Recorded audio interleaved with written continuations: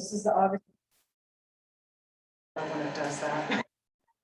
This is the August 3rd, 2021 meeting. So I would like to call the meeting to order and we'll lead with the pledge.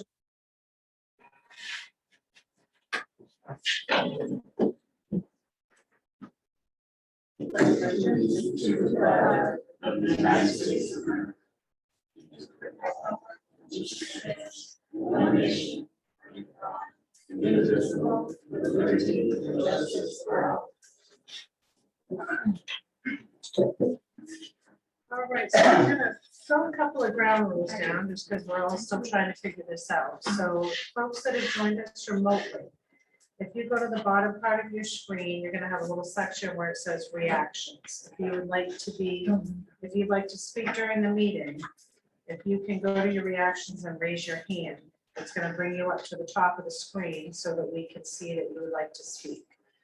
For the folks that are here in the audience, what we're requesting is that you raise your hand when you're called on to speak, that you stand up.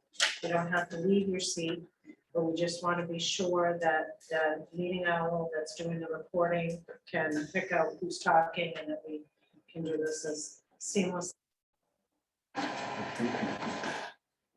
So what I'm going to do right now, but I'm going to turn the meeting over to Ricky Dameron. He has a statement, and then we'll get right back to public comment. All right, I received this note yesterday, last night, I'll read it to you. It said 8/2/21. It said to the select board of the town of Belgrade, Maine, effective immediately, I resign as a select board member. This was Ernest Murphy. So we do not have to take a vote on this. I talked to the attorney today. She said we do not have to take a vote. We can, if the board would like. I don't have, We don't have to accept the resolution. no, because this is it, because it's different than being a member out as a board member. But we can do that. If you wanted, we've always done it. I don't have a problem doing it. We have always, she did say something to me about it's not, doesn't have to be done by law, but if it's been the practice in the town. Absolutely. Yeah, I think it would make sense sometimes. So Okay, does somebody want to make that motion? Accept this? So I'll make a motion. I'm gonna ask Melanie not to be part of this. I'll make a motion. I'll second. Okay, can move to a second. Any discussion on this? Seeing none, all in favor? 3 and 1 abstention. Thank you. We'll get back to the regular board meeting and we'll put this in a file. I'm gonna go to the town manager. Take it from you. Keep it forever. You guys would like to see it, I'll pass it down. Whatever, just so everybody saw it. So the first part, we'll get back to the regular meeting. The first part of the meeting is public comment. So that is the section where folks have a chance to bring something to the select board's attention that may not be covered on this evening's agenda. So is there anyone who has something that they would like to bring to the board's attention? Don't see any hands up here. All right, Bruce, we'll start with you. The biggest, one thing I wanted to bring up was, town speed limit sign that they put around town. I mean, I don't have an issue with being on town roads, but I do when it's on state roads. And right now it's on the Castle Island Road, and that is a state road, not a town road. I don't think we should be putting it on state road. The state has their own monitoring system to put out stuff like that. I don't think we should be putting it on state roads. That's just my opinion. But I think you have to have prior permission from DOT to put something in there right away. That's it. Yeah, I don't know about that last part, but we did put that on the Castle Island Road for a time, because we had a request from a citizen who lived right on the Castle Island Road, just about the speed coming down that big hill from the west road. And right now, we actually have it in the village, because I think, there's some folks here who have some concerns about speed in the village, which is a state road as well. So I think if citizens raise concerns, may live along those state roads, I think those are valid concerns. And I think my opinion is that is an appropriate place to put it. Okay, so I guess what I would just want to make sure is that we are prohibited from putting things on state roads, so we should probably have DOT's clearance Okay. before we do, because they have their own signs that they will put out, right? Yeah, So maybe if we let them know that there's been a complaint, they can decide if they're gonna bring their own, if they want to utilize ours. Would be a way to address that. The other thing that we may want to talk to the DOT on, is we've got the sign on the other end coming from the wrong side of the DOT signs that turns on, starts flashing. Maybe DOT wants to pick them up, put them on the other end. Maybe they want to move that one to the other. yeah, and you know what, Dan? Maybe that's a good point, because I'm always driving the speed limit and it's always flashing. And I wonder if it just flashes continuously at certain times of the day. Usually, but it's probably, it may be off. I mean, that may not have been Just the calibrated. motion sometimes. Yes. It doesn't matter what You're speed you go. driving, you're driving, you're going too fast. I've tried it many different ways. All right. Thank you. What's your name? Mitchell. I thought so, and then I was like, I don't remember his last name, sorry. Thank you very much. And Good evening, everyone. I'm Bill Mitchell. I'm the owner of 142 Main Street in the village. Have been there for about 5 years now. So I have a front row seat of what happens in the village, whether it's traffic related or otherwise. It's a great gem for the town. The village is really quite a special spot. But having been there now for 5 years, I've observed many times speeding issues. And it's become quite of a concern to me. And I did notice, Anthony, the radar sign in the village today, and I do appreciate the DOT position on this. I actually started this conversation with the DOT 2 or 3 weeks ago, and they turned me over to Anthony. So I think the town probably has maybe some ability to deal with this. That was the impression I got from the DOT. Go talk to the town. And I've had many dealings with the DOT in multiple projects over the years too, so I understand how those folks work.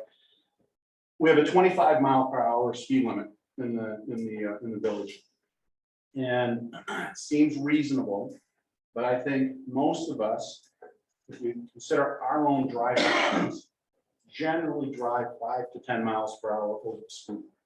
So whether it's 25, you go 30, 35, if it's 45, you go 50, 55. I've asked a bunch of people that question randomly in the last couple of weeks, and that's the standard answer I get. In some cases, more than 10. And these are responsible, reasonable people. That is just part of the way driving patterns are. And so the average speed, as I see it, is probably 30 to 35 miles per hour. And it may not seem unreasonable, but when you're trying to back out of your driveway, or you're just walking down the sidewalk, and cars and trucks are zipping by, it's concerning. And I've seen several close calls, and I've heard of dogs that have been run over in the village and killed. 2 Sundays ago, there was an accident in the village. I'm sure you're all aware of that. And just yesterday, 2 people in the village had very major near miss. I was one of them, but I'll tell the other first. So Nick Nichols, which is one of the longtime families in the village, took his son to Big Pie for work in the morning yesterday. Now, when Mr. Nichols was backing out of the driveway up to 27, the responsible driver, he stopped, made sure there was nothing coming, and sure enough, around that bend, heading north, was a car, in his opinion, traveling 45 miles per hour. So fortunately, he stopped. There was a non-incident, but had he crept out into the road, it could have been something really significant. The other was me yesterday morning. I was backing out of my driveway. It was probably 7:30 in the morning on my way to work. I work in Waterville. And I look both ways and I see 2 cars down by Days, which is at least 500 feet away from my house. So I back out into the road and I'm heading south on 27. And just as I'm putting my vehicle in drive, the guy in front flies right past me on the other lane. And I never saw him again on 27 all the way to Christmas until I turned over. That's what's happening in the village. And I'll tell you, like some of you probably, I'm a very proud grandmother. I have 2 little grandchildren. My daughter lives in Portland, my son-in-law, and they come up and visit regularly. So we have a 12-week-old and we have a 3-year-old boy, who I think Barbara maybe has met Will before, but very well-behaved boy, but like any 3-year-olds, sometimes they have a mind of their own. And they tend to want to break away from them.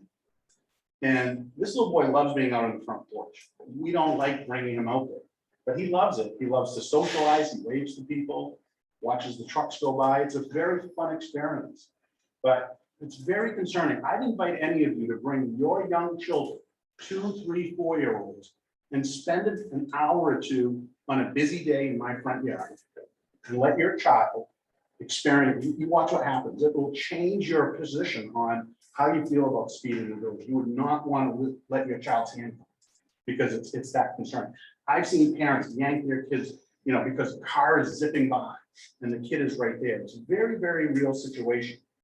And I think if something were to happen here, unintentional consequence of not dealing with this, the conversation is going to be a lot different than it is at this point before something happens. Now, you don't have to take just my word for it. I've gone around and I've talked to some people in the village around this. I haven't had a chance to speak to everybody, but I bet you if I were to speak to everybody, just about everybody would say there's a speeding problem in the village and would get behind the idea of trying to slow traffic down a little bit. But I will reference a few people because they said it was okay to. The folks at Dave's Store, the Village Inn, the Seven Lakes Inn, the Seven Lakes Resource Center, which if I'm not mistaken, represents multiple constituencies in this area with substantial backers behind them. So when they speak, they're representing a large body of people in the Belgrade area. Long-term families like the Trips, the Nichols, the Pulsifers, who are villas here today, and newer folks like myself and my immediate neighbor that purchased the house next door, Rita and Franz. What I would recommend we do with the DOT's involvement is ask to lower the speed limit to 20 miles per hour on either end and add the radar speed limit signs to them. Now, I don't know about any of you, but when I approach one of those, even if I generally drive within the speed limit, that 5, 6, 7 mile an hour range is my limit, I naturally take my foot off the gas. It just naturally tends to want me to slow down a couple of miles per hour. And if it's a 25, to get to 25, not 28, not 32, but it's just a natural tendency of mine, and probably most people react that way. Now, that's not to say some guys aren't still going to zip through at 45. That's going to happen, and that's where we ask the sheriff's office and the state police to continue, and they've been great. I met the young sheriff a few weeks ago. We had a long conversation about it, and I know you folks have been really good in trying to engage. I think that those 3 things would make a significant difference. The other thing we could consider doing is coming in from the south. You go from 55 to 35, and as I do it every day, and even I have to make a mental change in my behavior in that moment, because it's a kind of an abrupt transition from 55 to 35. So maybe there's a 45, somewhere in there that begins the slowing process a little bit to get a change of mindset as people are coming into the village. I think it'll make a safer overall experience, lower accident rate, most likely, less likely to have a severe bodily injury claim, somebody getting really hurt in a bad accident in the village, and a lower chance of a fatality. And I'm not asking the town to go it alone on this. I know there'd be a cost to doing this. Those radar machines are about $4,000. I'll buy one for the town and put it at one end, and we figure out what to do on the other. So I'm not standing here asking to put this on your shoulders and that the town funds. I'll step up and contribute one of these machines. And I think we make this a permanent thing. I think what you're doing, Anthony, is the right thing to do. And I'm not contradicting you folks in regards to the DOT, but I think you did the right thing. All right, we need to start doing that and make this a permanent solution before we see a headline in the paper that says a boy or a girl or a teenager or a resident in Belgrade Village is killed in a car accident and speed was a cause of it. What a terrible place that would be for this great town to be in. we're in a position to do something about this before something serious happens. And the conversation will change significantly if that would occur. So I appreciate you taking the time to listen to me this afternoon, excuse me. And I look forward to working with you and finding a solution to this problem. Thank you. Thank you, Bill. My name is Tom Parchman. I'm here representing the Tripp family. They've been in town for over 60 years. My involvement in the town has been less than that, probably 26. Christian couldn't be here tonight, so I came to the station on his property at 145 and 148 Main Street. I want to come out to support what Bill is saying. This town is, after all the construction, rebuilding the road, unfortunately some pruning of trees, but that's nature getting in the way. It's a wonderful atmosphere, and people are walking, and I noticed over the years there's far many more people walking around enjoying the neighborhood. But I've also noticed how much faster and how much traffic we have now that you didn't have 25 years ago. I kind of wish we could go back and fix the bridge there where it wouldn't handle trucks anymore, and we could get rid of those right now. But this is wonderful atmosphere that's been created, and now we've got the traffic that is fairly incessant and fairly fast. The other day, that 3-year-old was looking at my red truck across the street and had a look in his eye like, hey, that would be good to go play with. And there was just a bunch of us happened to be standing there like, no, you're not.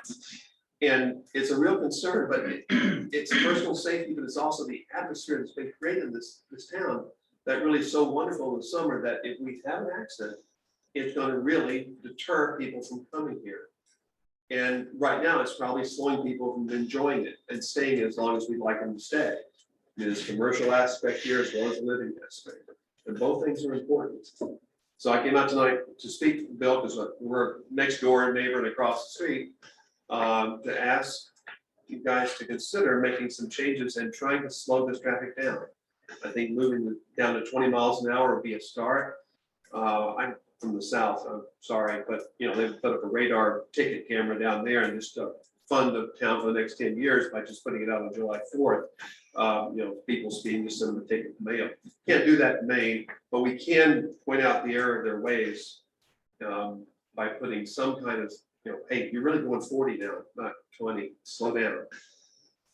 And I think it'll make the whole environment much better for all of us at a very minimal expense to the town.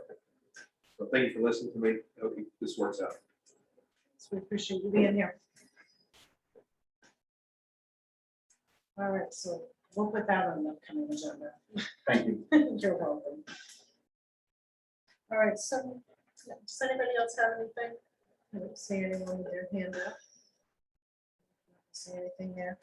Okay, so next up we have old business. And the first item on that is the approval of the July 2021 select board meeting minutes. I'll take a motion. I'll make that motion. Second. Moved and seconded. All those in favor? Oh, we have to do a roll call for doing the hybrid, right? So, Correct. Barbara, Yes. Ricky, Yes. Dan. Yes. All right, is there any discussion?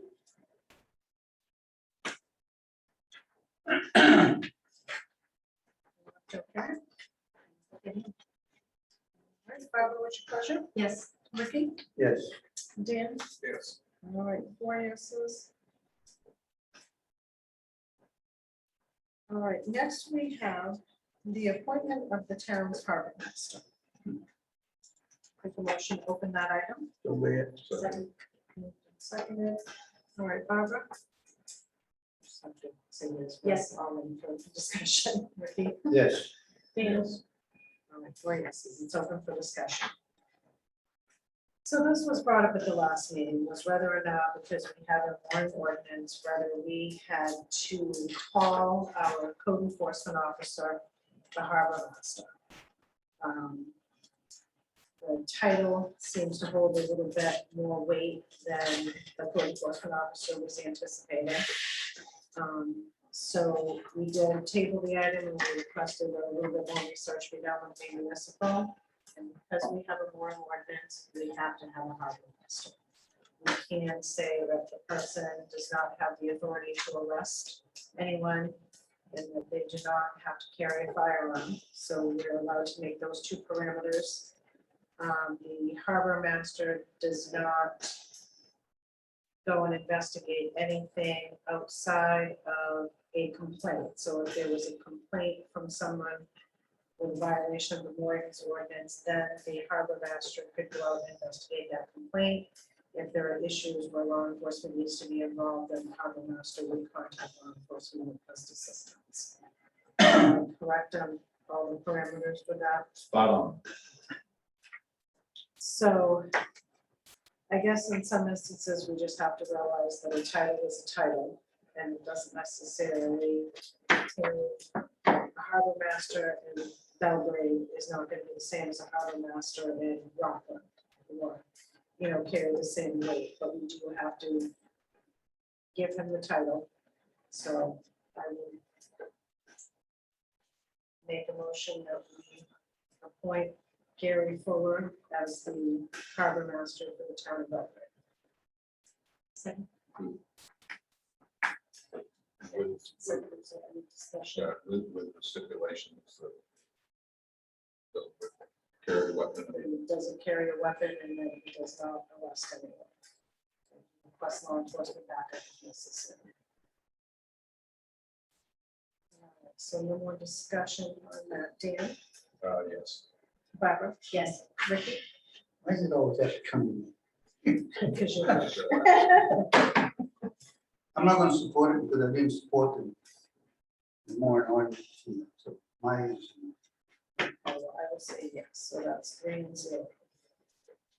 Now, there's the second piece of this where a citizen is offered to donate a 20-foot scrap 2010 aluminum motor with a 5-horsepower motor to the town to assist the harbor master in his investigations. Is that something that we, where's he gonna keep it? And what link's he gonna keep it on? So what I'm told, Ricky, is that this is small enough that you could put it in the back of a pickup truck and transport it that way. And so we have, you may know, over the Dalton properties, there was one of our residents over there, one of our tenants who had some stuff stored in one of the garage bays there. All that stuff has been cleared out, and so that's now town storage space. So that's where I would propose that we keep that. And if we need to go investigate something on either Great Pond or Long Pond, it's right there. And if we, and if we need to, well, and if we need to go to Snow Pond or a Salmon Lake or something, then we would put it in the back of a pickup truck and transport it to those other water bodies. do we have a, like an assessed value for the boat? Because generally if we're accepting a donation, there's a monetary. Yes, so the owner of this boat assessed the value at $500.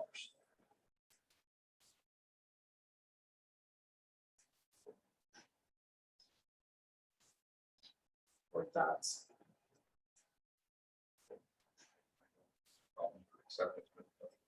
So, Melanie, Yes. can I get a bigger boat? I'm like, how do I not see? That's I know it's Gary, but I'm Oh, he like. doesn't have a, he because doesn't he doesn't have, have his he camera doesn't have on. his camera on. $500 is not a very big boat. It's not a very big job. Just gonna say. Yeah. I need a life jacket and a cooler. Now we're talking. That's a joke. Town donated life jacket. Yes, we'll make sure I can that, I can find a life jacket in my garage. And he's got to end up too. Okay, Penny has a motor. That $500 includes the motor? it's a 5-horsepower motor. So essentially a trolling motor. Good luck getting there, dear. He needs a bigger boat, I'll have to go get Travis. What'd you say, Melanie? I said, good luck getting there with that trolling motor. Yeah. But it's It'll take me probably 20 hours or so, but I'll get there. a little overtime, never hurt anyone, right? Folks think you walk on water, now we'll see. Now, All right, so over here in my participants list, this was one of my questions, is I don't see, I didn't, Gary, did you put your hand up? No, he didn't. Are you talking to me? Yeah, I wasn't sure if you put your hand up because, I did not. oh, skirting the rules already. See how this is gonna go? No, see, I don't follow the rules. Sorry. All right, Bill? So this is what, a 12-foot aluminum boat, Yes, sir. and we're gonna have a 5 horsepower, probably 50-pound motor attached to it. And I don't know how long, I know in my truck, boy, it would stick out of it, but I don't have a full size. I don't know if he does or not. But I think the town ought to put that on a trailer rather than put it in a, try to get a guy to put it in the back of a boat, a truck. That's all I can say. I think it's gonna be another piece of equipment that's never gonna be ready to go. It's not gonna get used that much. If you don't run an outboard motor, it's not gonna go when you need it. You know, a 5 horsepower or 6, whatever it is, out in Great Pond on a rough day, good luck. Yeah, well, We'll be having a rescue call too. But honestly, our harbor master will only takes care of the first 200 feet from the Right. shore. But still, No, you've been out on Great Pond and at 100 feet on a rough day? Yeah. These are rough Yeah. days, we call up Travis and say, Travis, I need a ride. Let's leave the boat Right. alone. I have my own pickup truck, so if I need to move the boat, I can move the boat. So you're okay with us accepting this boat for right now? I'm fine with it.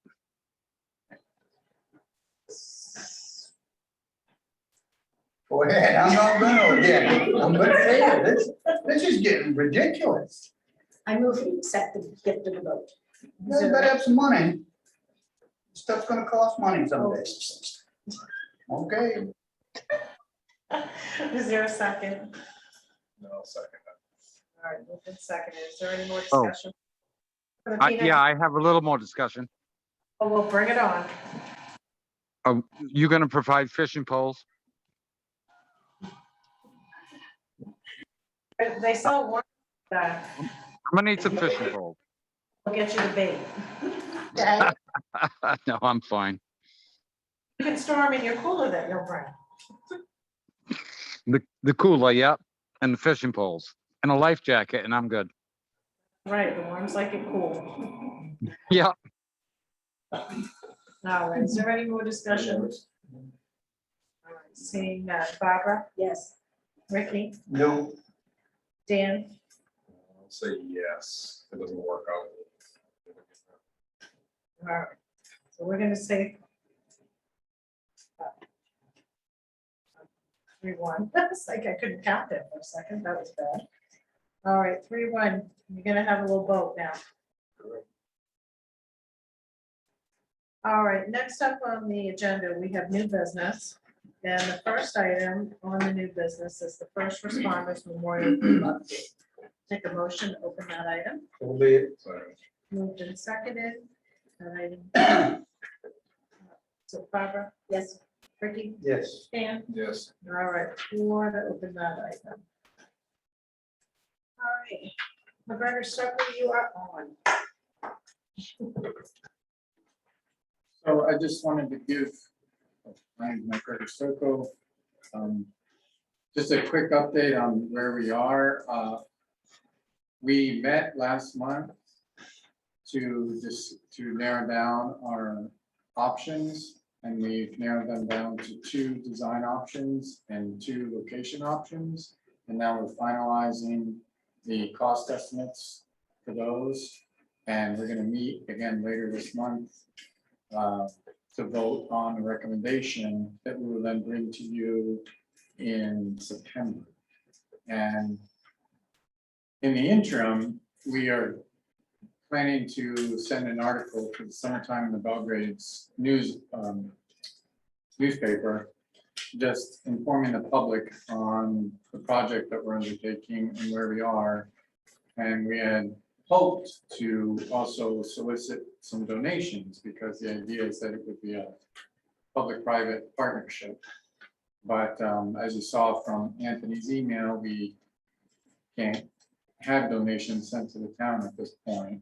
So fortunately, we did get the go-ahead from the Firefighters Association last night that they would be willing to accept donations for our group. So we're gonna go through that avenue.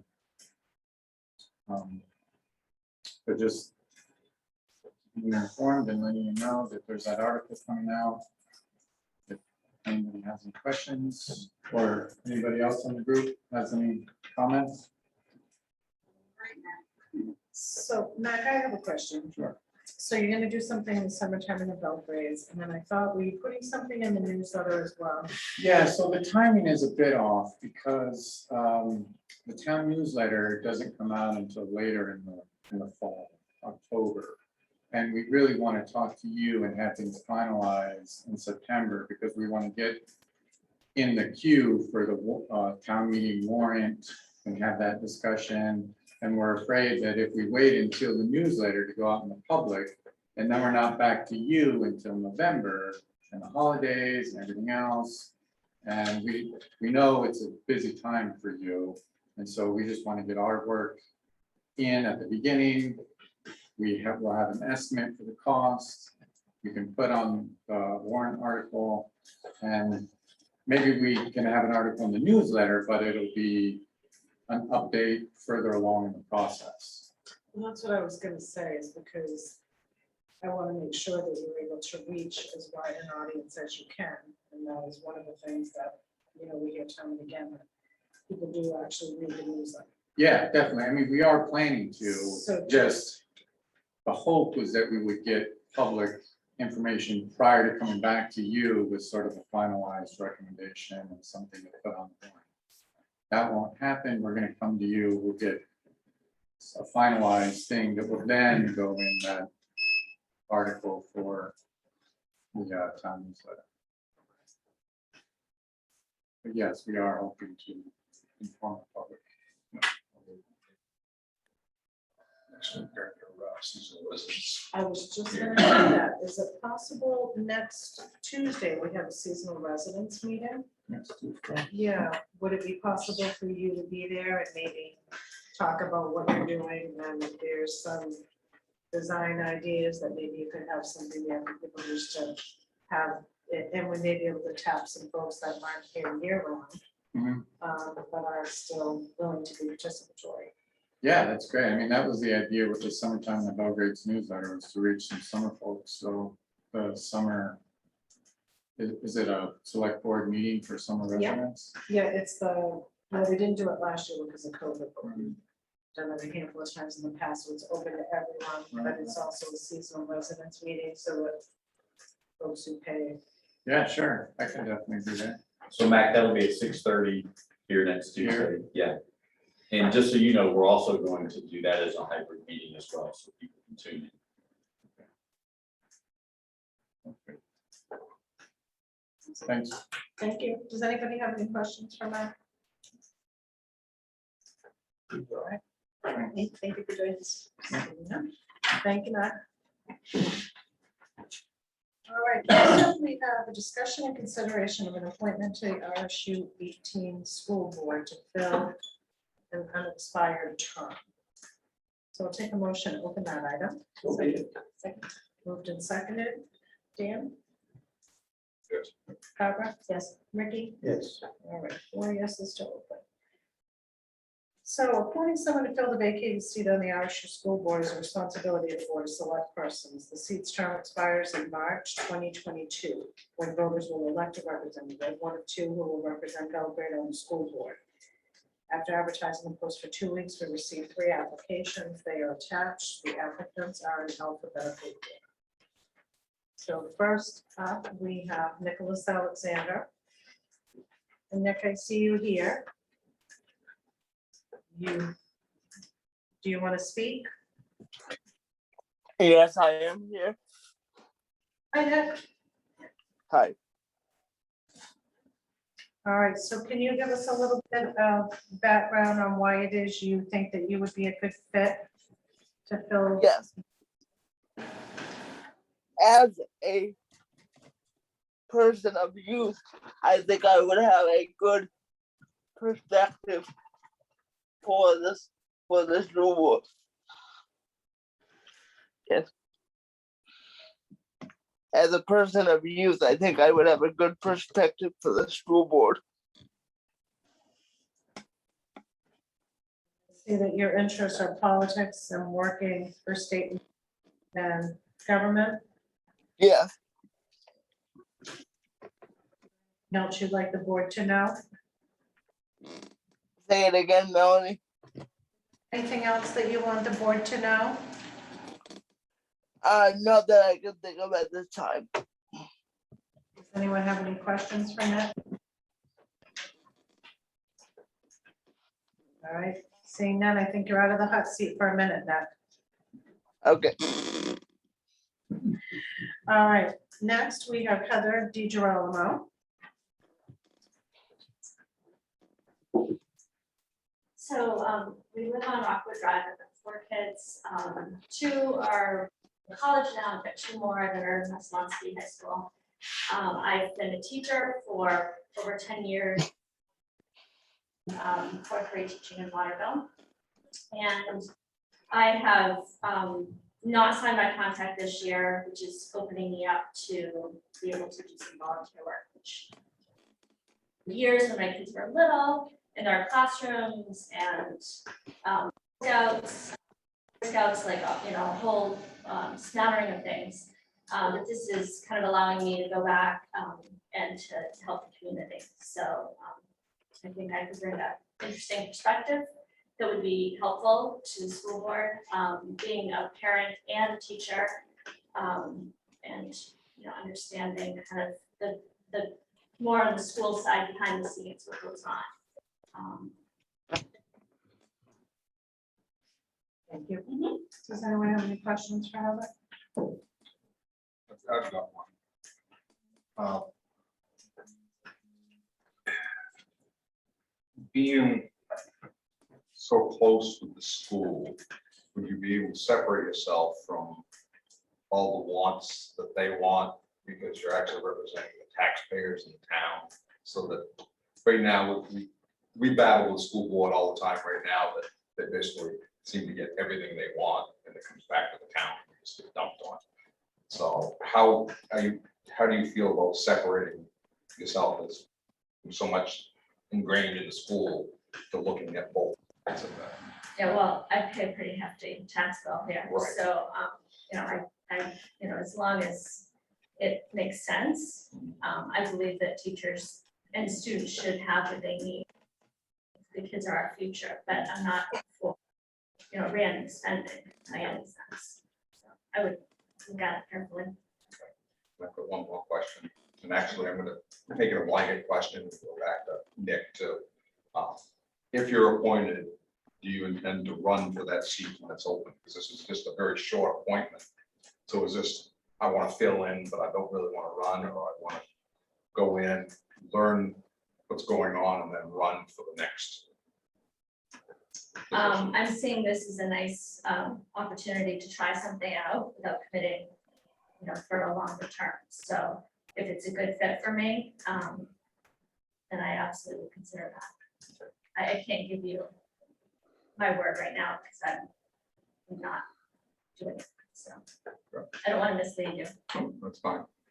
If we go back to Nick, just ask him, answer that question too. Nick? Yes, I would definitely run for that seat. There's no question about it.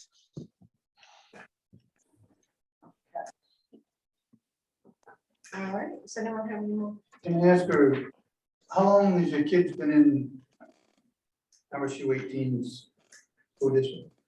So my twins are going into 11th grade now, and we moved here when they started 3rd grade, so. Thank you. Mhm.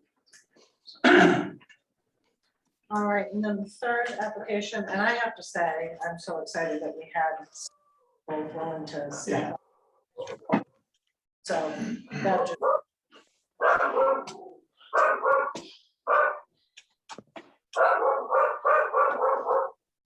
I don't know, is he here? All right, so the third applicant is Penelope Morel, sorry. It's like nickname. All right, Penny, you have the floor. Okay. I'm a longtime resident. I grew up in Belgrade, graduated from Belgrade High School. And my kids went to Messalonskee throughout their school career, Belgrade and Oakland. And my grandkids did too. So I'm familiar with that. And I know that we have a really good school system and I'd like to work to keep it that way. But I also believe that the NEA and the MEA have too much power, not a lot of power, but too much power over people. The government is for, by, and of the people.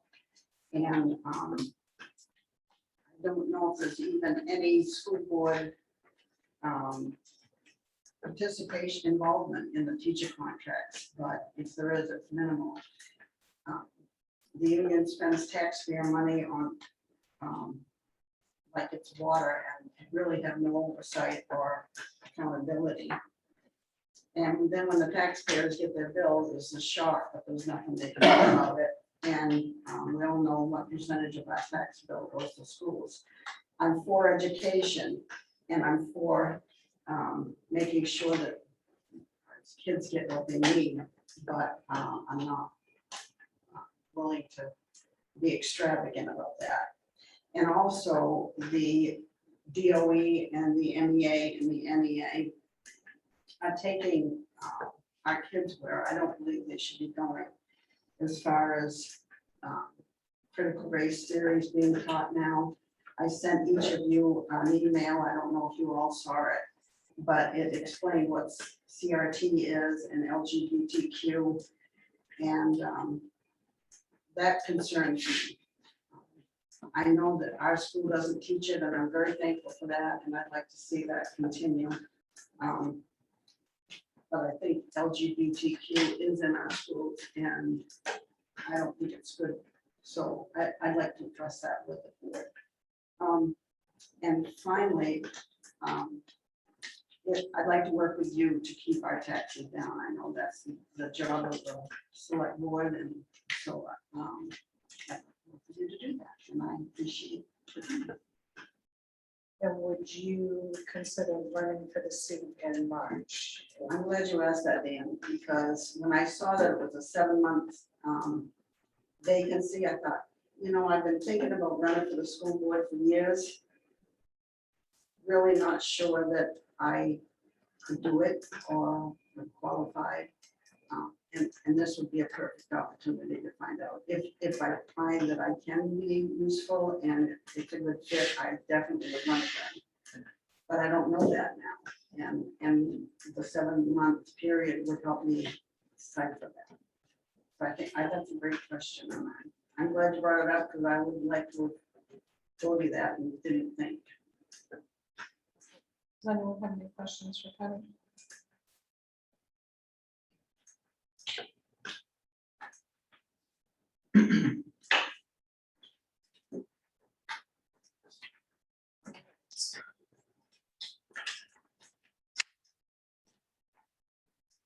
So this is, how do we do it? This is gonna be a little more complicated. You gotta get a majority of 3 of us to a point. So I'm not sure how we're gonna do this without thinking about it. Can we do secret ballot and then read them out, or? Secret ballot, it's just do what we gotta do here. I mean,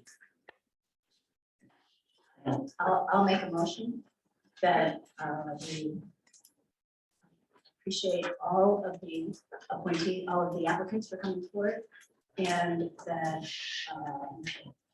we appoint Heather. I'll second that.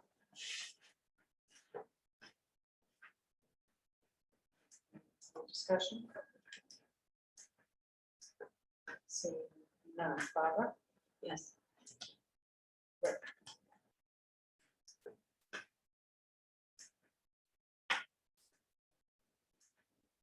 It is. I'm gonna go yes. I think she's got the most experience right at the moment. Say no.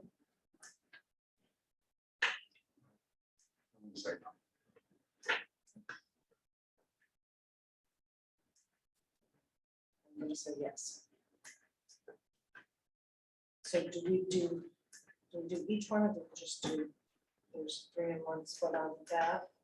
That was the only one that got nominated, Right. so that's the vote. Yeah, I think you've made your point. Yes. Thank you, everyone. Thank you very much. All right. Welcome aboard. Thanks. Next up on the agenda, we have discussion and consideration of a resolution declaring Belgrade a Second Amendment sanctuary town. Take a motion to open that item. Moved and seconded. Barbara? Ricky? Yes. Dan? Yes. All right, 4, that is open for discussion. So. Okay, so in case folks don't know what a Second Amendment sanctuary town is. I did print something up, and what I will do is there were some email responses to this, so I'll read the email responses into the record, and then we're gonna open it up for public comment. So my email stated, I want to be certain that we all understand what it means to declare Belgrade a Second Amendment Massachusetts. The Second Amendment sanctuary, also known as a gun sanctuary, is a state, county, or locality in the United States that has adopted laws or resolutions that oppose or purport to prohibit or impede law enforcement agencies within that state, county, or locality from assisting in the enforcement of certain gun control measures enacted by other governmental bodies. Then we had, Just talk a little bit loud. sorry. I don't have my volume on, so you need to turn it up.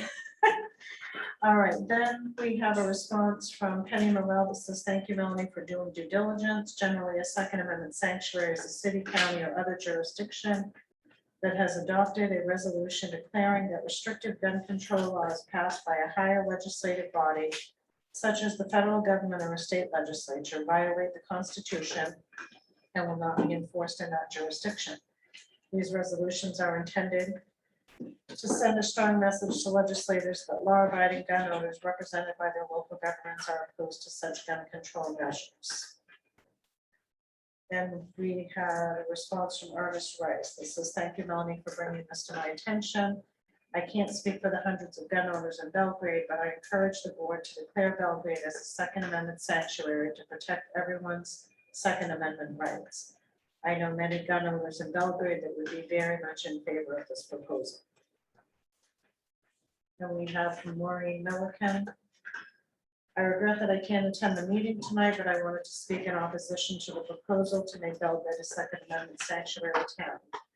I think we'd be better served by using our energy for addressing ways to increase economic development and opportunities in town and make it a welcoming place for anyone who chooses to visit or live here, rather than making political statements. I believe we've addressed the issue of political statements in various forms before this, and we have determined that it's not the best use of our town's resources.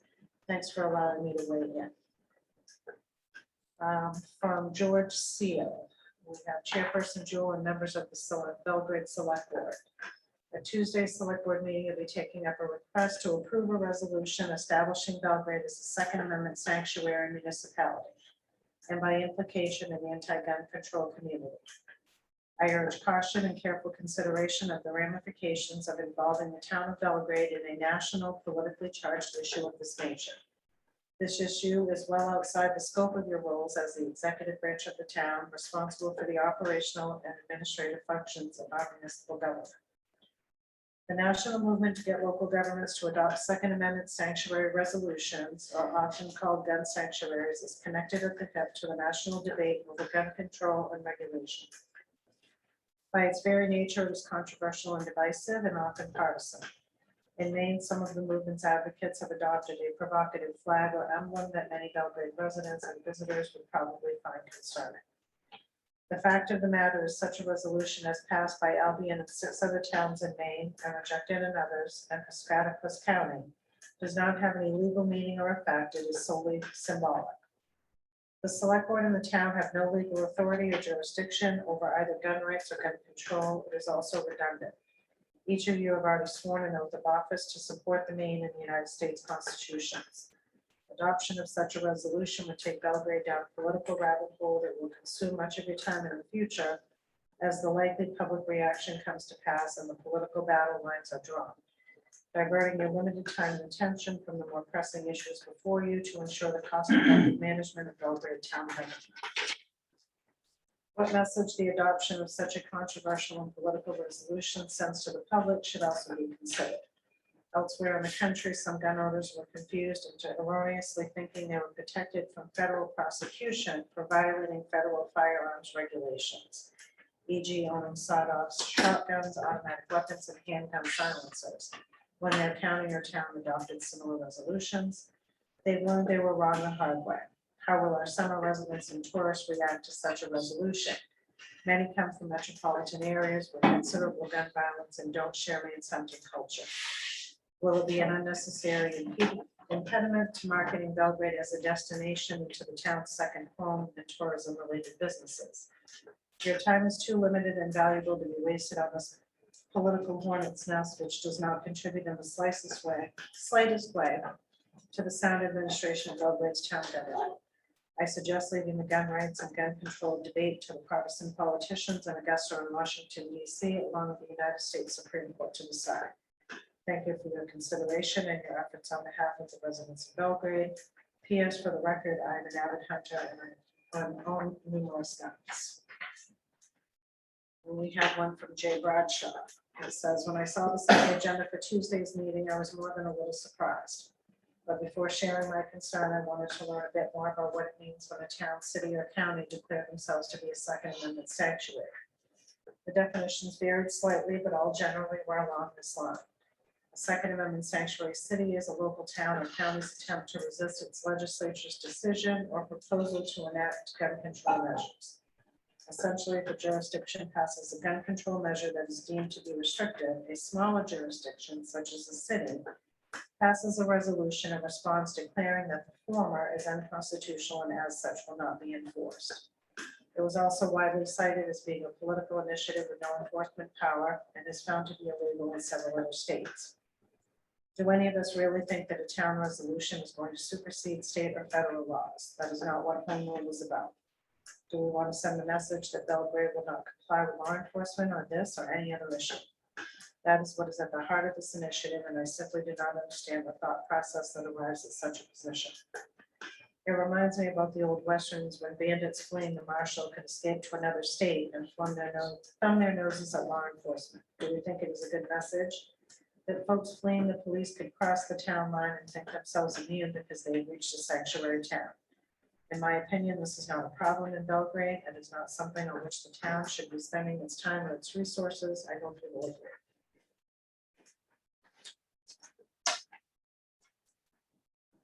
There is that.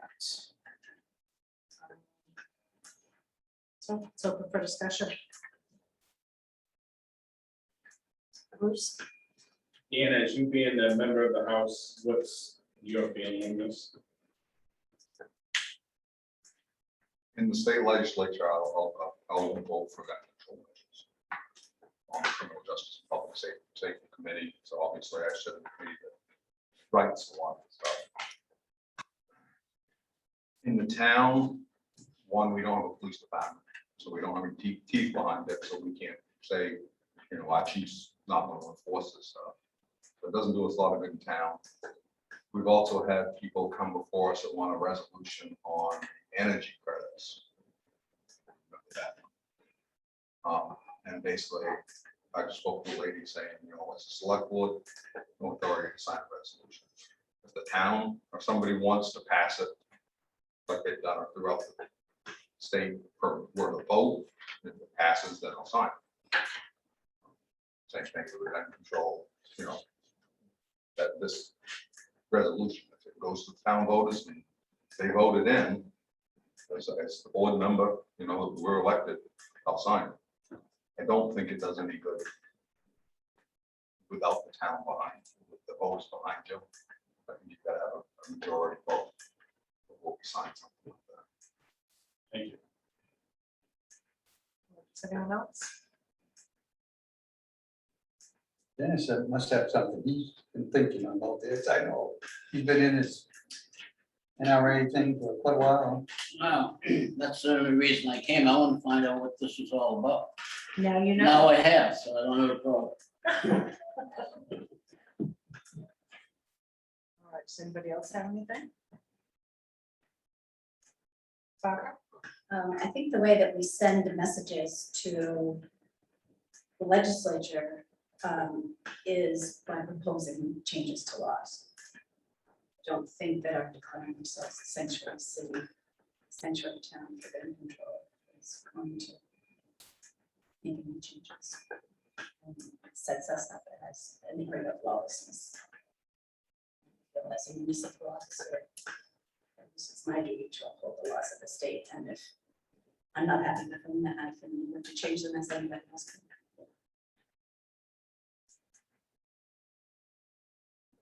But I think if the town votes, if somebody puts it out there and puts it out, petitions it, puts it out a vote, if the town votes for it, as the elected official of the town, it's on. Well, I'm in the same boat that Dan is. I don't feel like as a board that we have a right to make a resolution that may or may not be representative of the whole town. I know that we have the right to do so, but I think this board has historically determined that if there is something that could be controversial, something that is bigger than running the government on a day-to-day basis and adhering to our budget, then we do defer that to the legislative body. So I would say if we don't do something with this, that if somebody wanted to move forward, they would need to start a petition. And see if they could get it on the ballot so that it could be voted on by the legislative body. Penny, you had something to say? Yeah, I was the one that originally proposed it, and I should have checked. I didn't check to see how Elmore did it, whether it was a town vote or it was selectmen, but I'd be interested to know that. But I know that they did do it, and somebody said 3 or 4 other towns in Maine have done it. And I know that Piscataquis County has become a sanctuary county. And I think that's just a message to the legislature and to the national government that, that Second Amendment is not to be impeded, not to be infringed. So, yeah, I think that's a great idea, put it out to a referendum, a resolution, referendum, and then people decide. You gotta remember, Maine's constitution actually is stricter than the US one when it comes to Second Amendment. What's that? Maine's constitution is stricter than the national one when it comes to Second Amendment. That's good. Because the national one says shall not be infringed upon. Maine says shall never. They added a word a few years ago, and made it extra stronger. That's great. So, So if we don't take any action, this dies right. We don't have to take any action. No, because it's consideration. and if somebody wants to put it forward to the voters, Absolutely. then they So can bring let's it do back. that. Let's move on. All right, next up on the agenda, we have the discussion of an ordinance restricting vehicle weight on posted ways. Take a motion to open that item. So. Seconded, Barbara. Yes. Ricky. I'll let you talk on it. Dan. That's what we're doing. All right, for that is open for discussion. So Anthony, do you want the floor on this? Sure. So one of the last times that we, back in February 2020, the select board received a recommendation from the roads committee to adopt a posted roads ordinance. And the reason for that is that to enforce a posting, and of course, we do post our roads, the municipality must have an ordinance in place. Now, this is, again, not something I think we would be actively out trying to enforce, but instead, I see this as an avenue for gaining restitution should someone illegally drive on a posted road, cause damage to that road that the town would then be responsible for fixing. And this would be a way for us to pursue it if we have an ordinance on the book. Without that, our postings are really toothless tigers. And so the ordinance before you mirrors state laws from an MMA template. And it does, of course, allow for exceptions, and some of those include school buses and fuel trucks. The roads committee discussed this again last week, and they again endorsed this draft.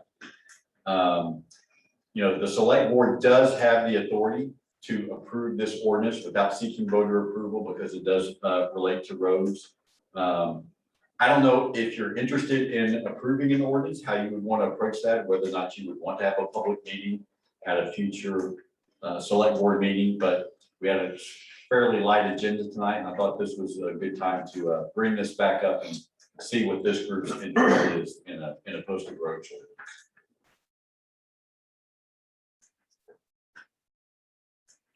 Does anybody else want to weigh in? I'm not a truck driver, so I've read some of you guys, dump trucks and stuff. Great.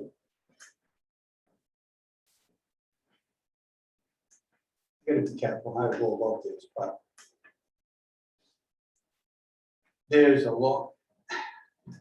Again, the town's can't do this. I mean, they can put an ordinance in, but it's the state trooper's gonna give the ticket. They gotta come way up, all that junk. My problem with this is they take the temperature from Augusta.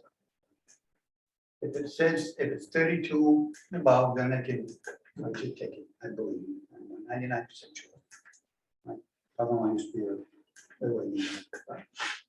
so they take the temperature down there, they call Augusta and see what the temperature is. It may be 28 degrees up here. They're gonna give me a ticket, and I'm gonna be some ticked off. And we got thermometers in our trucks. When it comes to 32 degrees, we stop. Unless we absolutely got to own. Sometimes I had to call the road commission, I've got a septic system that's failed or something, got to do it. And it's done.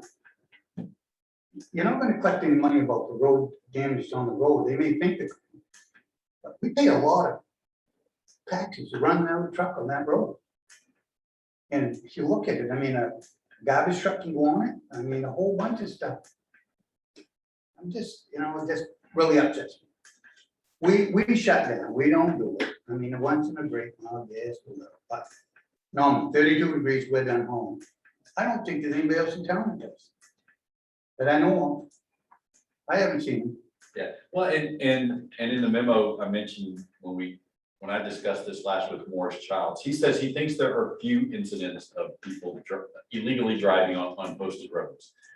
And I guess my concern, Rick, is that, why post the roads if we don't have a way to enforce it? And again, I'm not thinking that we're going to be actively enforcing this, but if a logging truck damages one of our newly paved roads because they're driving on it, when it's 40 degrees out, during mud season, then I think that, I think we need an avenue for pursuing restitution. You're probably not going to get any money out of it. Well, and maybe we do, and maybe we don't, but if we don't have an ordinance, we definitely don't. Signs scare people enough, believe me. And Because they still stop. And depending on the logging truck, if he's hauling hardwood, all he's gonna do is say he's hauling firewood. Any type of fuel or heating oil is exempt. It can't be a log truck, it's gonna be cutting the firewood. Does it have to be? There is rule I on know that. there's a lot of So exemptions. you gotta. I just think it's something else that's gonna put neighbor against neighbor. We've got enough of this going on. The road we haul on, it was a big hassle for years. And they're gonna be after everybody. So, town goes through it, we'll like we always say. Okay, Bruce. The other thing is DOT don't even post their roads anymore. They stopped posting them years ago. And their roads are worse built than our roads. Now, I do remember, because of course I know I dated myself when I realized how long I've been doing this, that there was an issue. And there was a business that had a couple of big trucks.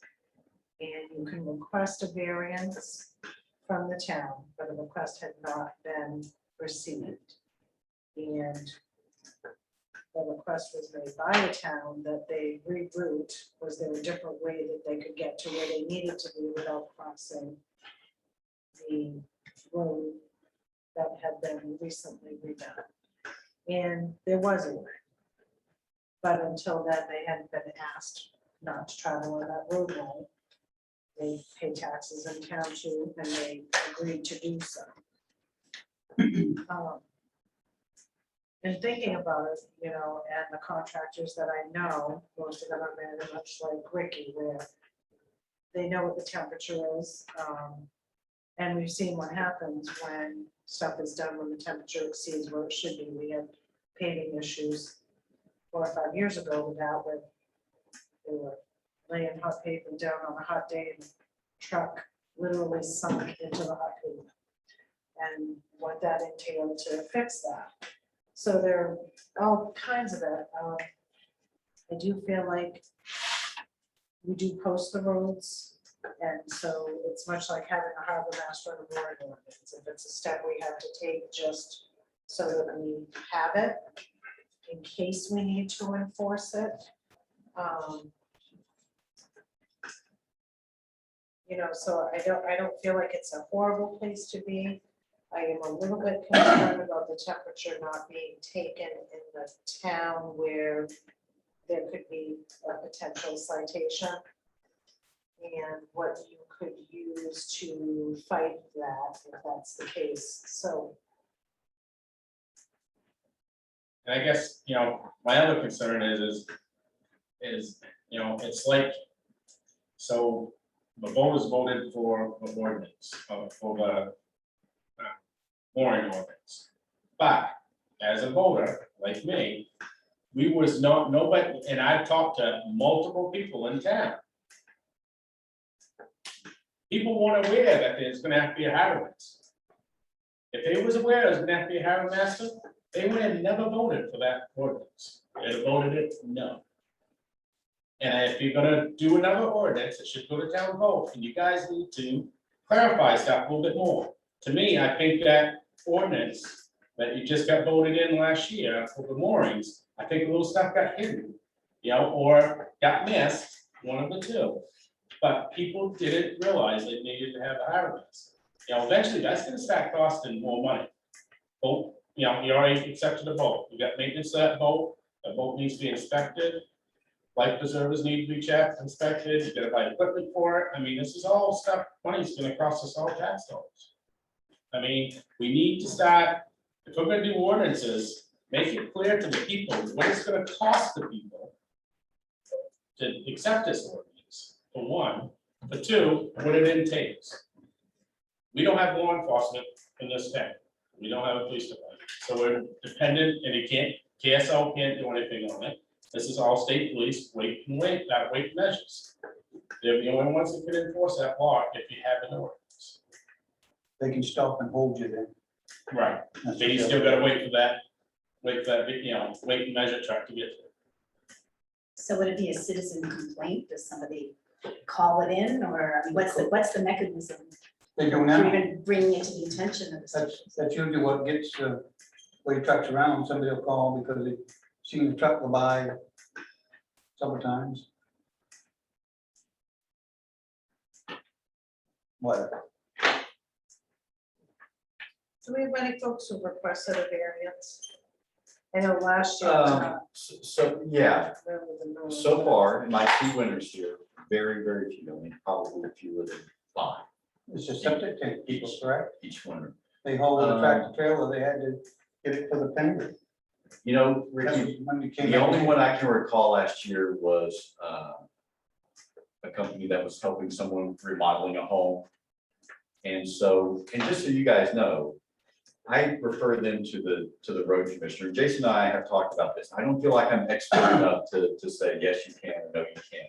That's the road commissioner's purview. And so when Jason and I last talked about it, he said that there were instances where he did allow, given the circumstances, and there were instances where he then, declined to give the variance because he didn't feel like the reason for driving on the posted road was absolutely necessary.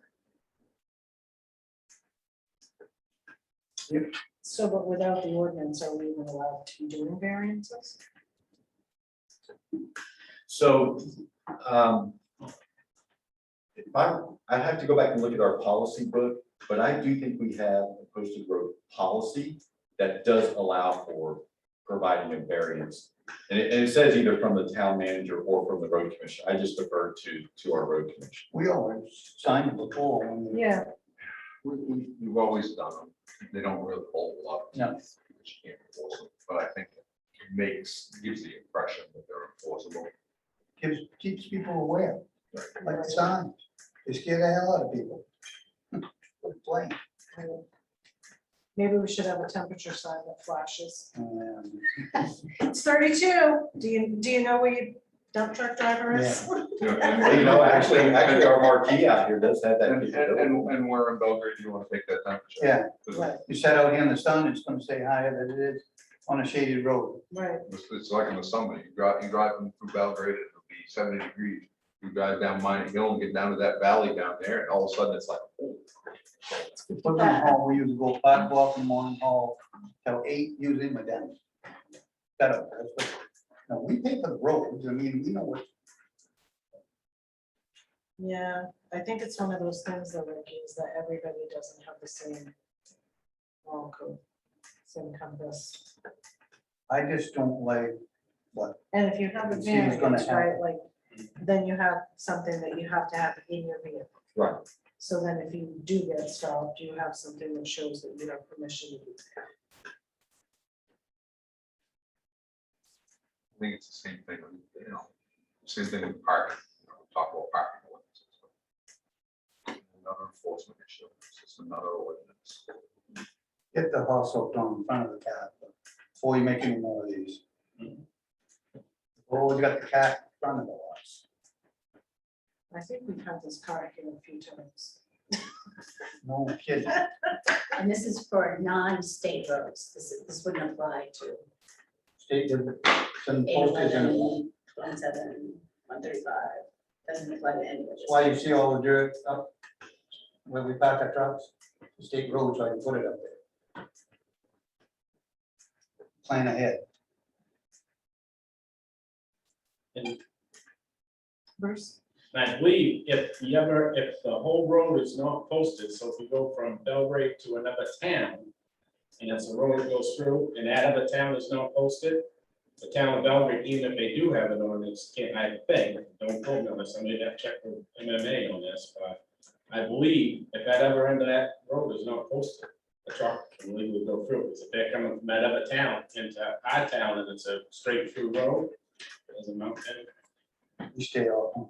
I know, most people Any do. other sign I'm out just- there, stay away from it, just call them for trouble. Yeah, I just saying, that is, I believe that's how it's written. I think that's why DOT stopped posting a lot of the roads because of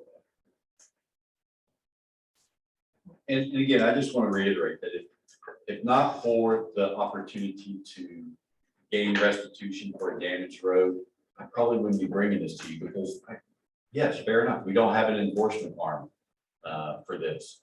But I would hate to see, we invested so much money in the Wings Mills Road, the Barker Road, the Dunn Road. Those are nicely paved roads, and I would hate to see a logging truck, come breezing through there during the melt and damage one of those newly paved roads. And then, the taxpayers are stuck with any repairs that would come from that. Very, very rarely you're gonna see a logging truck at that time of year, because that's the time of year they pull their equipment out of the woods, put it back in the yard, and do all the maintenance, including repairs. Because But they know they we can't all go know most with other somebody places. who's had a skidder in the woods though, and then it starts to thaw and then they gotta get in there and get it out of there. But again. It's gotta go usually they do it somewhere. on Well, the- they could turn around, and come in and get the permit to do it anyway, Right. so. Dennis, nice to see you. Yes, now that you're open for business, Right, now we're not hibernating anymore. and I don't own a computer, don't intend to own one, so Oh, so I that, couldn't do Zoom. And if I could, I wouldn't. I'd love to not have. Yeah.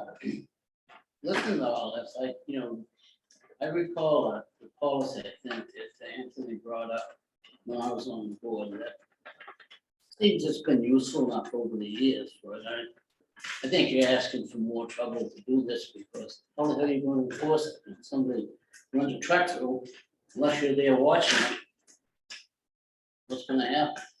well, how do you know which truck it was that did the damage unless Right. they're stuck? This is not really for the town. This is so state police can write a ticket. Technically, they cannot write a ticket on any of Belgrade's roads without this. Be honest with you, I might as well tell you the truth about it. If they can write a ticket, then that allows us to collect They collect the can't, damages. they can't write one without a policy. I'm not trying to change it to, I'm not gonna support it either. It's another thing, don't. You're just right on the no support ban. I know, I've been no all night. Can you imagine that? Lucy, I tell you At my least you're reason. consistent, That's right, I'm consistent. Bruce. So my question would be, so I see damage done on the town roads in the summertime, with dump trucks, bulk trucks, excavators, Cars. bulldozers, cars. We don't collect the money for that in the summer months, so what's the difference in the springtime? I guess that's what I'm getting at. We should be collecting for the damages that are done in the summer months, Well, just as well as in the springtime. but Bruce, I'm unaware of any avenue for doing that. Well, that's what I'm saying. So now you're gonna. There is an avenue for this. There's Right. not an avenue for that. Well, there's more damage done in the summer months than there is in the spring months. I can tell you that, drive up and down the roads and look at where, some up top broke up and, so on and so forth. So what's the downside of adopting this? Just another ordinance? That, I think it's gonna put neighbor against neighbor again. I think we're gonna end up like the issues we're having down in the village right now. So I'm watching this one, this one, watching that one. If people don't want a dump truck on the road, this is perfect way to cause them deep discontent. Stop construction happening. They don't wanna see a subdivision go in, I don't wanna see a house to be built. So a neighbor can call and say, hey, dump trucks running on those roads. And they do. Yeah. And that's fine. Right. If you're doing wrong, then that's fine, but don't. They'll come talk to you. I think we've been, I know I'm not in support of it, but it's not like we're gonna support it, so it's not going anywhere tonight anyway, so. That was easy. That was easy. Look at us with a split board. All right, so discussion and consideration. All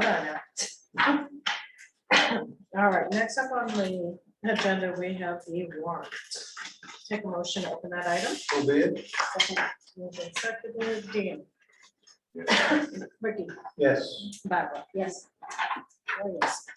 I said yes 4 times today. You realize I that? know. I think I said no 6. I think so. I was taking a little time over here, but my pen was running out of ink. Tic tac toe. All right, so Anthony, do you want to lead since you have the official warrant? Certainly. So this is warrant number 90 in the amount of $694,235.50. I'll make that motion. Second. Moved and seconded. Now open for discussion. So one thing I do want to point out, and I appreciate Bruce actually bringing this to my attention, but the charges for Bono and Son on the transfer station project.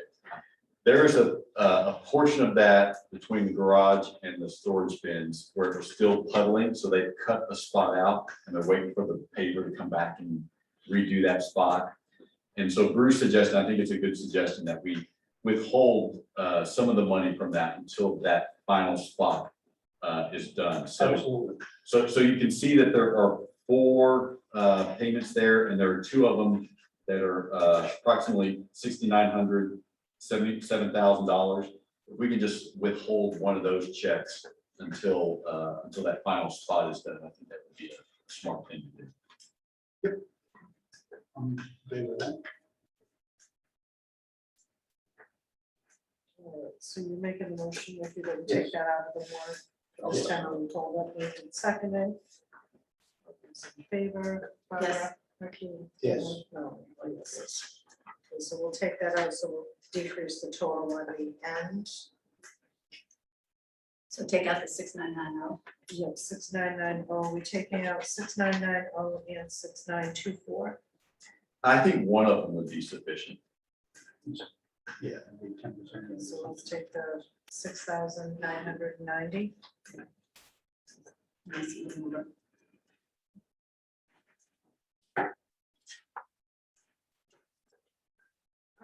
So I'm just gonna ask for clarification. So the music in the village, I've had a couple of folks have asked about that. What do we pay in? What's it costing the town?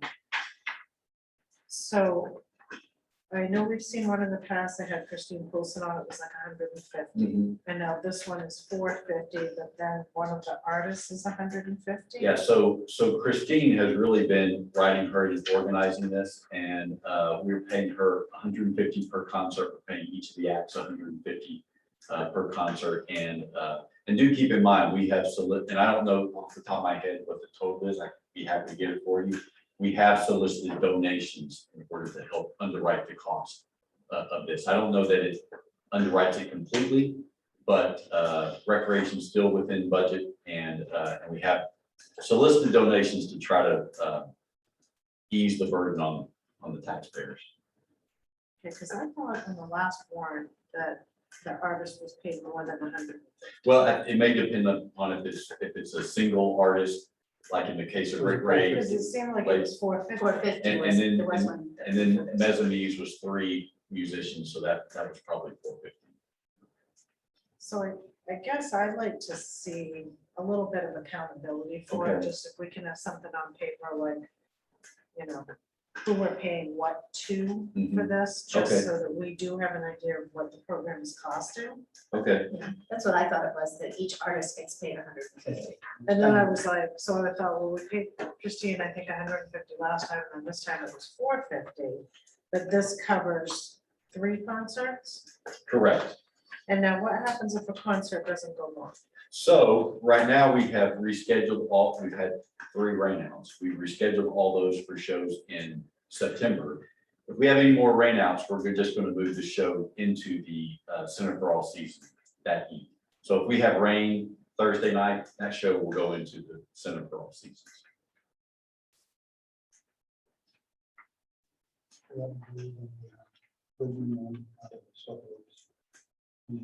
Yes.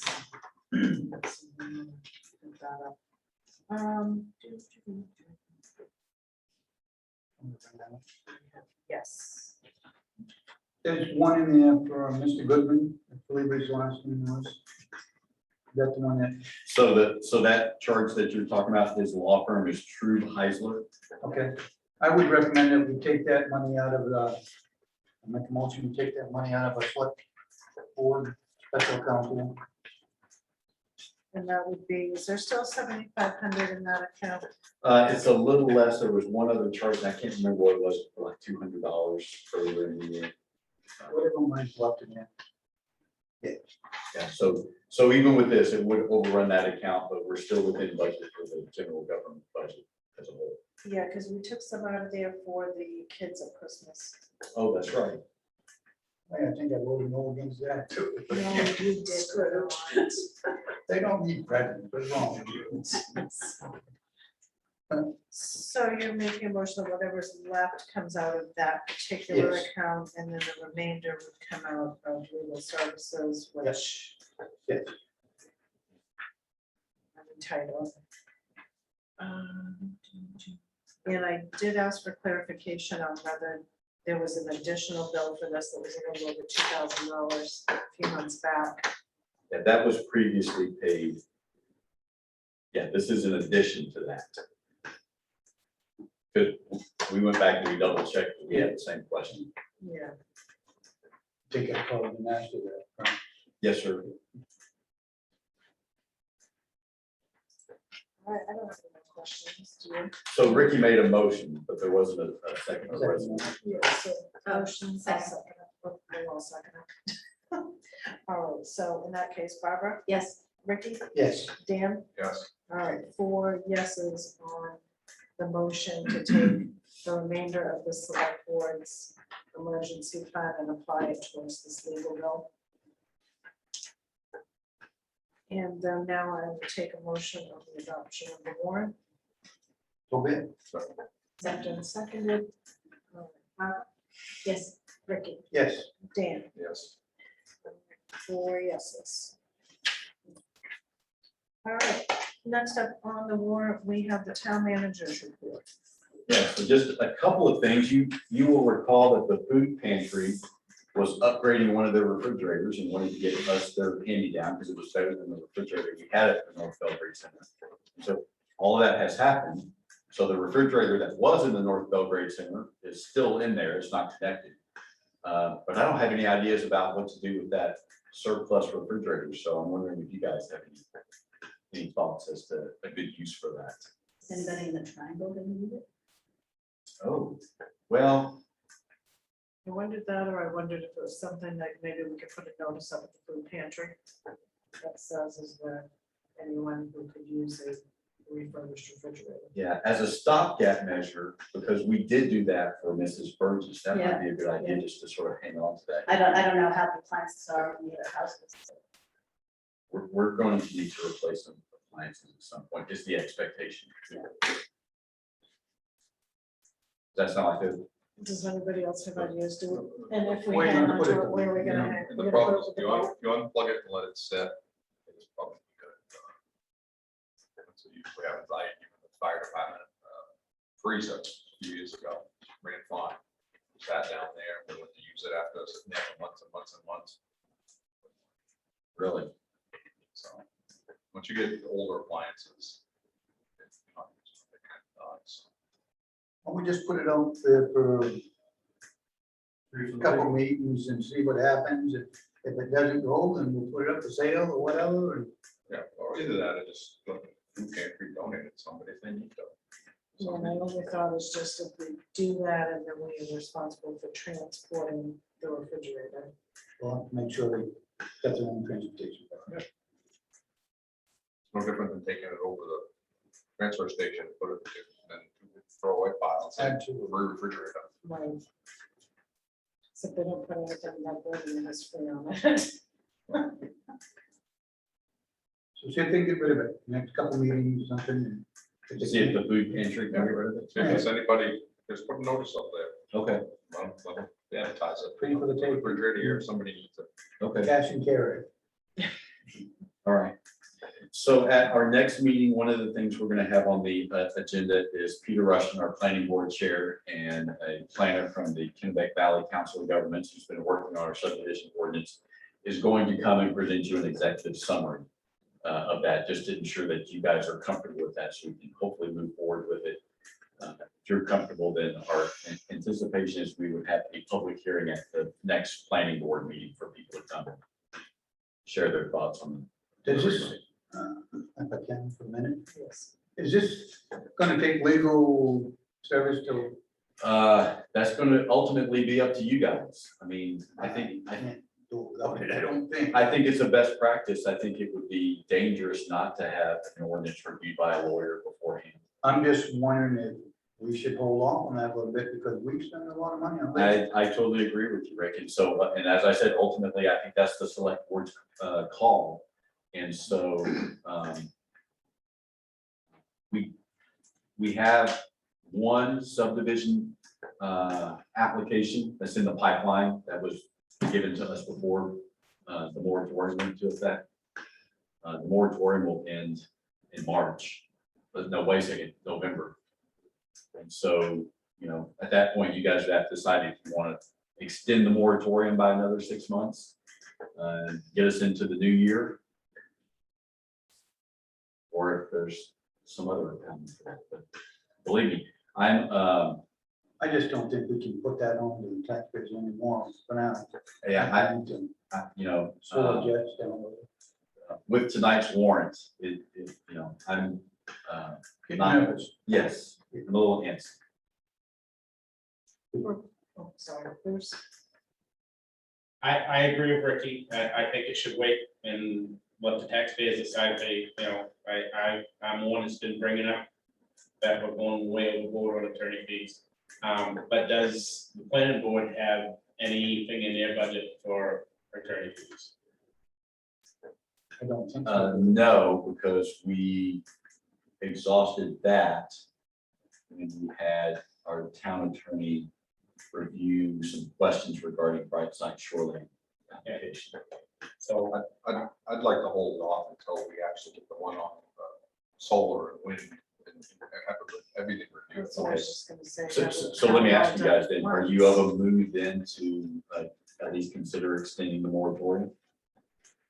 So here's my thoughts. If we extend the moratorium past November and we get to March, then we still won't have the approval for the budget for legal services until town meeting. That is true. We can still expend. So we can expend a quarter So of the if we budget. could get everything after done, they could January review it 1st. January Yep. and we could vote. That's where I was going with that, so we won't have the full, but if we can expend a quarter of it, and if we hold off and do this after the first of the year, that still leaves plenty of time for a public hearing, for public Right. notice. On the newsletter, you can have all those pieces lined up for March. Okay.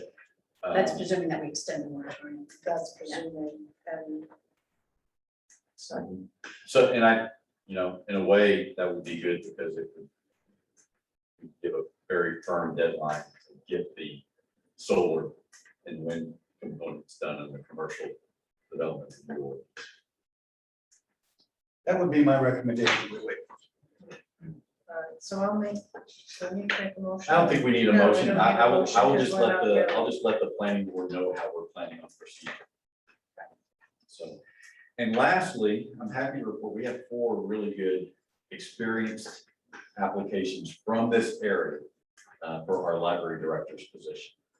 And so we had a meeting of the interview panel yesterday to decide sort of how the process is going to go forward and the things that we're going to be looking for in a candidate.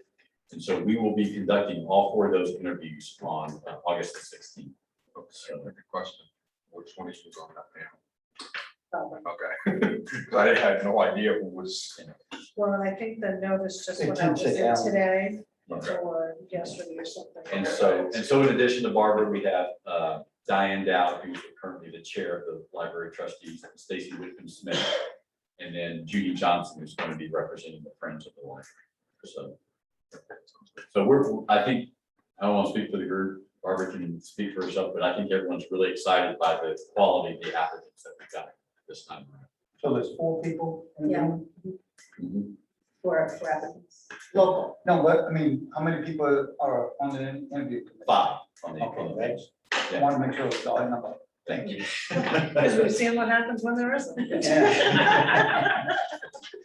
So anyway, that's my report. All right, so I wanted to ask, one of the things I'll say is so a letter went out on behalf from the town to the residents who live along Main Street in Belgrade for requesting if folks wanted to have the parking and no parking striping done.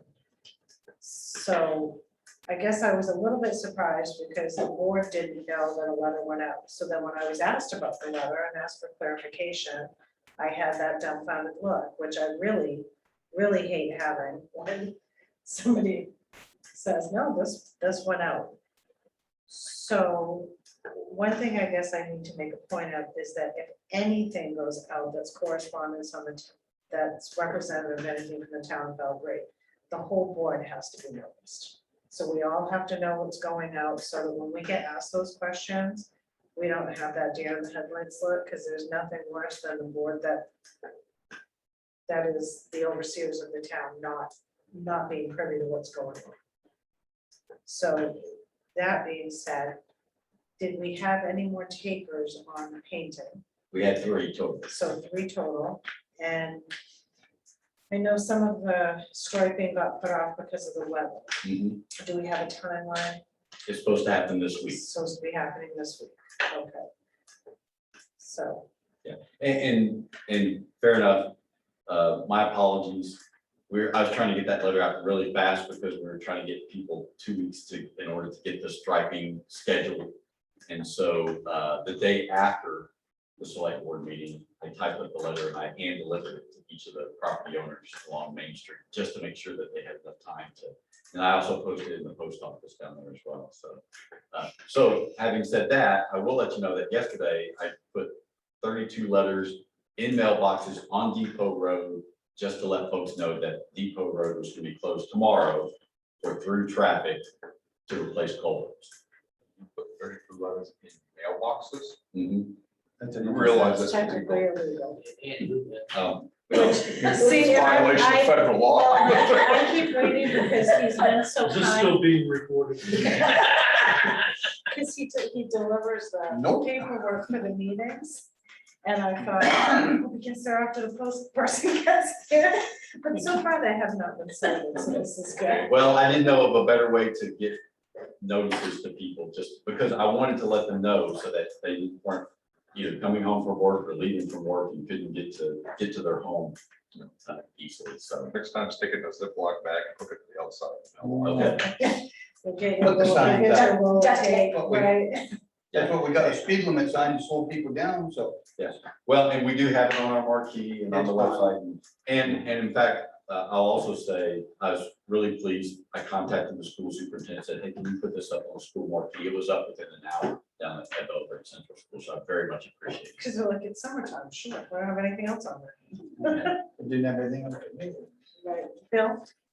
Yes, I'd like to back up a little bit to the striping. As I read the proposal, it said that people could pay $25 and have it done. And then they would be responsible for the rest of their life for having it done every couple of years.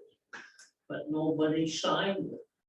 So who was the authority? At least on the ones that I got, there's a place for a signature, but nobody signed it. So as far as I'm concerned, I think this, especially the add-on addition that the property owners, whoever they may be, are gonna be responsible for having the paint freshened every several years. I'm a little confused, Bill. I don't remember. I mean, are you talking about the letter that I gave Yeah. to people? I think the policy was attached. It was attached. It was attached, but there weren't any Yeah. signatures because we were still docu-signing. Yeah, So we were still doing the signatures electronically. now I know what, and so we have a signed copy of the policy. When I was hurrying to get those letters done, I attached the policy before we had all the signatures, but we have a signed copy of the policy, We mean me? the towns. Okay. You want a signed copy? Marie does. Okay. So the answer is yes. Yes. But before you leave tonight, I'll print one out for you. Why don't you put it in the mailbox? I know you don't have a mailbox because I had to put your letter underneath your windshield wiper at your house. I have So that's how your windshield wiper got to. Yeah. Yeah. Tampering with your vehicle. Yeah. Can we adjourn? No, Why, you taking a nap? I'll get a couple more things on your time. Okay, All right, are you done? I'm done. All right. You're on there. All right, well, we have to, since we had the resignation from the board, we had 2 committees that person was on to rescind those representing the select board. We need to deal with that. And then, we also need to decide what's that people start asking when we're gonna do the election for next board member. We're gonna do it in November, like when I was elected, we did it for the general election, or if we're gonna do a special town meeting, which. So I would say if we can tag it into November. Yeah, and that's fine with me, but I think we But ought to then make we're that gonna have known, a short board. because people have to, still, if they're gonna run, have to go out and get their signatures and do everything, so we really need to make get that that known. for people. advertised. And I have a question about the committee assignments, because I resigned from the library board when I was elected to the select board because it seemed a conflict of interest. And so I would question whether a select board member should be an actual voting member of a committee. They were appointed as to represent the select board. But they Oh, to can't represent vote. the They're select. not a voting member, but Oh, they're okay. appointed to Okay, represent the okay. select board. I will say, I share that concern sort of on a different level, and that is, I wonder if committee members aren't looking sort of side eye at whoever the select board member is on those committees and sort of tailoring their recommendations to whatever that person's feelings are. And it's almost as if a select board member in those instances gets 2 bites at the apple versus, receiving that recommendation fresh from the committee itself. And I don't have a problem not appointing. Yeah, what were the 2 committees? Transfer station? transfer station was one.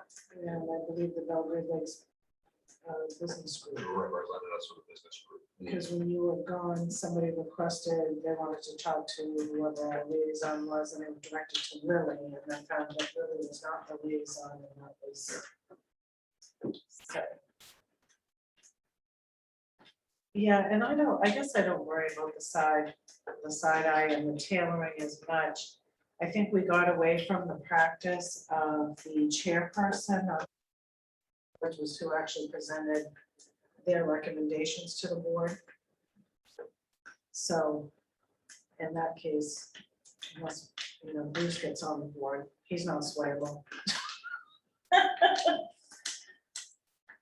So, but it has always been, and it's more so that you have a representative so you can ask them questions about board procedures or things if you aren't sure. Well, we haven't done it for every one of them. No. Well, and that's Yeah, it's just on like, the draft, So yeah. if Yeah, it that's were the me, I question. would just say that That's that because we made position the is town now manager done. go. Yeah, just get yeah, I just don't see that it's really necessary.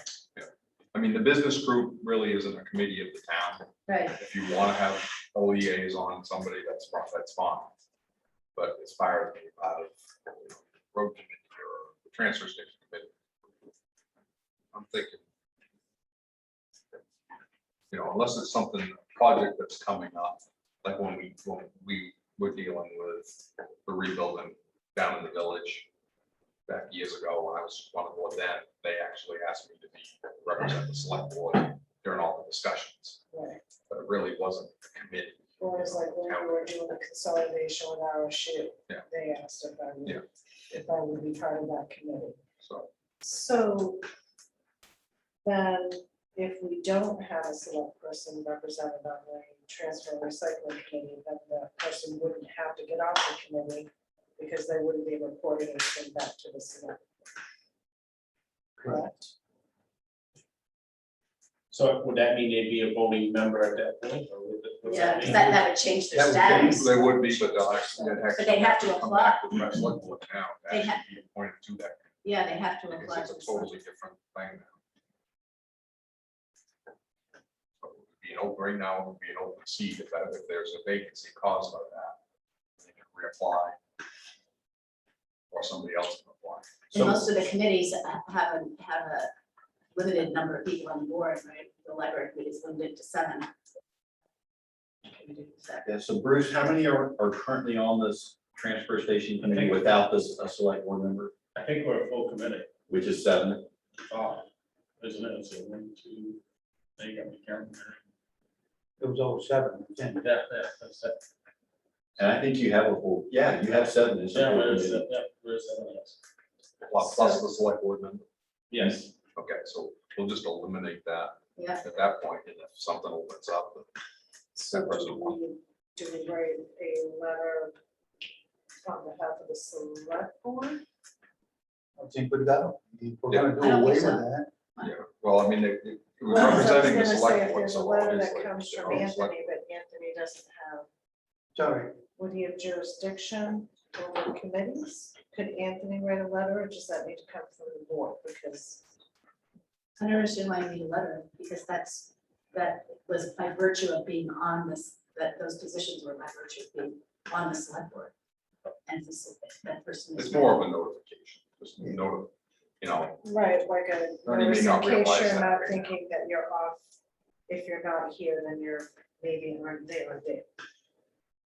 So just trying to figure out the best way to handle that. someone can draft up a letter and we can sign it, Mhm. send it. Yeah.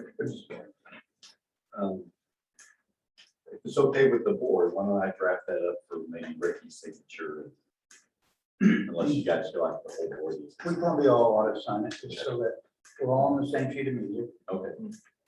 no, that's fine. except for Melanie published. It'll be short and sweet. Yes, I mean, if he wants to apply when an opening comes up as a regular committee member, you know, fill an application, but at this point, that position isn't there. Yep. So, Well, I don't see. I hadn't any thought of reason that. Why I wouldn't sign that? Is that outside of everything else? you can, yeah, I mean, she's a board member. Yeah. I just, If she wants to sign it, that's It's okay. fine. And do we want to take a vote on the election yes, for the replacement so that we can get that on the books? Yes. So I'll take a motion. and then- I'll make a motion that we put it on to the general election for the interim term, the replacement, fill it, whatever, however it's worded. Replace the select board. I'll second. How do we want to notice But that? so I have a question. So does the term, whoever would be elected in November? It still expires when Finish during out. his term, it's finishing out during his term. So it'd Okay, be- okay, it'd so be it 2+ would be years. for another 2 Yeah, years. like Okay. when I was 2+ first years. elected, Right, I get it, I think I okay. was elected for a year and a half. Then at the same time you. Yeah, yeah, he and I came out at the same time. We've done that. And then when we advertise that on the town's marquee, Facebook saying there's an open seat on the select board. And we can put it in the newsletter. Yep. Yeah, Yeah. and so petitions would be due pretty soon. Yeah, they have to pick up, grab, pull to get all the signatures. So do you guys need to set a date that the nomination papers have to be back in? I think that's probably regulated by state law, Bruce. Yeah. 30 days. Right. Yeah, and it It has to might be, be, might be 2 months ahead or something. yeah, I was thinking Yeah, that 30 would be by days. January. It tells you how many days out you actually get the papers, and it tells you when they have to be back. Might be Yeah. 45 days. Because you can't pick them up until a certain time, and then you have a Right. certain time frame to get them back in. We just want to make sure. But Mary Don't can let that take- slip through. the yeah, cracks. Mary and I, Take care of yeah, Mary and I'll be having a conversation first thing in the morning.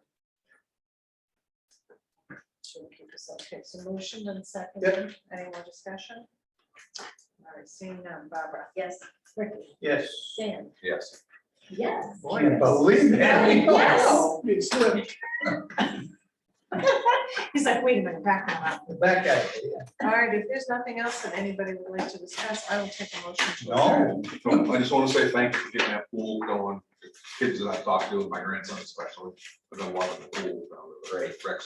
Well, I hope sunny weather here. They don't care. They're willing to get in it. I'll make a They're gonna- Looking at tires and all. Second. Seconded, all those in favor? Yes. Oh, Yeah, yes. oh, yes, yes, Yes, yes, yes, yes. Thank you. All right, thank you, everyone. Successful first hybrid meeting, nicely done. I see you haven't changed. I only hold my ground pretty well. Good night, you guys, thank you, you know, you're getting out. So Bill, don't leave, I'm gonna print that out for you real quick. Anthony, is this, is YouTube still? Oh. Thank you. Thanks, Rick.